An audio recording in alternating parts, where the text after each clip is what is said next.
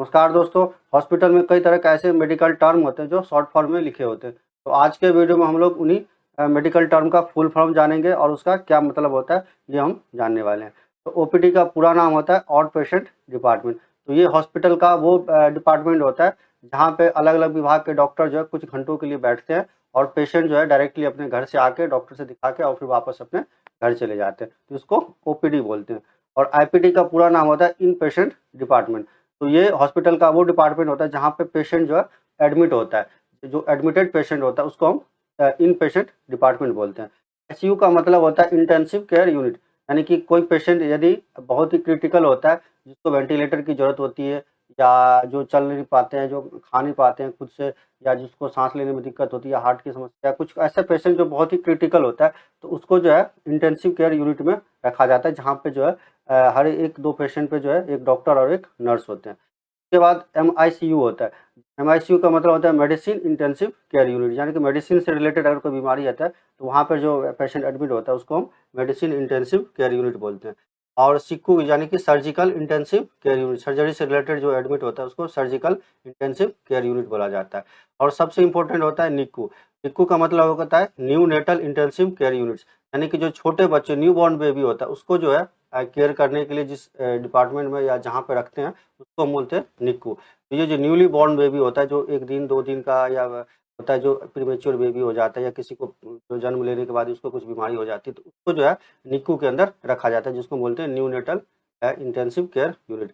उसके बाद होता है पिक्कू। पिक्कू का मतलब होता है पीडियाट्रिक इंटेंसिव केयर यूनिट, यानी कि जो है जहाँ पर जो जो बच्चे थोड़े बड़े हो जाते हैं, साल से लेकर के 5 साल 6 साल 8 साल के बच्चे जहाँ पर एडमिट होते हैं उसको हम बोलते हैं Piku, paediatric intensive care units. और वार्ड, वहाँ पर वार्ड का मतलब हो गया कि जो पेशेंट जो है हॉस्पिटल के अंदर एडमिट है और उसको जो है आईसीयू वगैरह से या पिक्कू निक्कू से रिलीज करके एक पेशेंट जो है स्टेबल कंडीशन में होता है और वो जो है सिर्फ डॉक्टर के देख रेख में हॉस्पिटल के अंदर होता है, उसको हम वार्ड बोलते हैं। एचडीयू का मतलब होता है हाई डिपेंडेंसी यूनिट। तो ये जो एचडीयू होता है वो आईसीयू और वार्ड के एक बीच का होता है, यहाँ पर जो है ना तो आईसीयू से रिलेटेड ज़्यादा खर्चा होगा और न ही वार्ड, जहाँ पर पेशेंट को सिर्फ जो है केयर और मॉनिटर करने की जरूरत होती है, उसको हम बोलते हैं एचडीयू। लेबर रूम होता है जहाँ पर प्रेगनेंसी से रिलेटेड जहाँ पर डिलीवरी होता है उसको हम लेबर रूम बोलते हैं। जहाँ पर डिलीवरी वगैरह बेबी का डिलीवरी होता है उसको हम लेबर रूम बोलते हैं। इमरजेंसी, जहाँ पर कोई भी पेशेंट जो है क्रिटिकल कंडीशन में हॉस्पिटल में आता है, जिसको इमीडिएटली फर्स्ट एड या ट्रीटमेंट की जरूरत पड़ती है, तो उसको हम इमरजेंसी या कैजुअलिटी बोलते हैं। ऑपरेशन थिएटर, पता है कि जहाँ पर आपको ऑपरेशन होना है, किसी भी रिलेटेड ऑपरेशन होता है उसको ऑपरेशन थिएटर बोलते हैं।